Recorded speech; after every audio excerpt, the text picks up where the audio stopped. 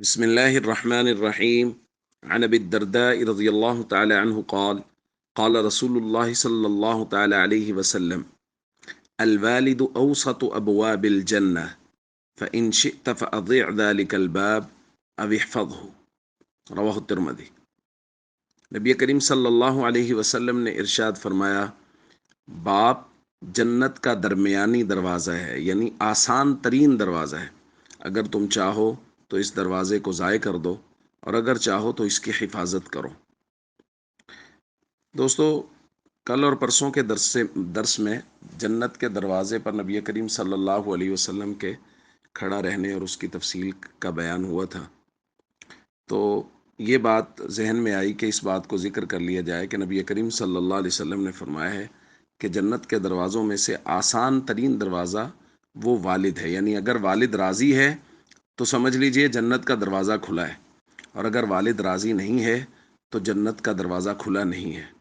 اسی کو نبی کریم صلی اللہ علیہ وسلم نے ایک دوسری روایت میں یوں بھی بیان فرمایا، ہما جنتک و نارک، کہ والدین یا تو تمہاری جنت ہیں یا تمہاری جہنم ہے۔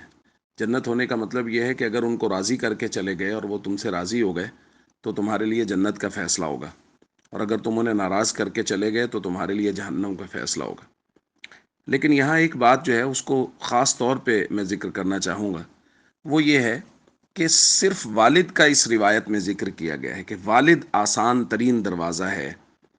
اس کی اہمیت شاید اس وجہ سے بھی ہے، اس کی سینکڑوں ہزاروں کروڑوں حکمتیں ہوں گی جو نبی کریم صلی اللہ علیہ وسلم نے فرمایا ہے کہ والد گھر میں ایڈمنسٹریٹر ہوتا ہے، اس نے بچوں کو روکنا ہے، ٹوکنا ہے، کہنا ہے یہ کرو یہ مت کرو، فلاں کے پاس جاؤ فلاں کے پاس مت جاؤ، فلاں کے پاس مت بیٹھو۔